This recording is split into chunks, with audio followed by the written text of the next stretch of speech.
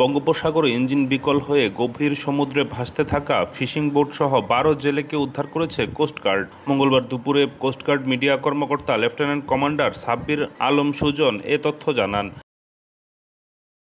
তিনি জানান, রোববার রাত ৮টায় এমভি মায়ের দোয়া নামক একটি ফিশিং বোট নিয়ে ১২ জন জেলে মাছ আহরণকালে সুন্দরবনের দুবলাচর থেকে ১২ নটিক্যাল মাইল দক্ষিণে গভীর সমুদ্রে ইঞ্জিন বিকল হয়ে ভাসতে থাকে। পরে মোবাইল নেটওয়ার্কের মধ্যে আসলে সোমবার সন্ধ্যায় বোটের একজন জেলে বোট মালিককে কল করে বিষয়টি জানালে বোট মালিক কোস্টগার্ড জরুরি সেবা নম্বর 16111-এ ফোন করে সহায়তা চান। পরে কোস্টগার্ড স্টেশন দুবলা থেকে গভীর সমুদ্র এলাকায় বিকল হওয়া বোটসহ ১২ জন জেলেকে জীবিত উদ্ধার করে।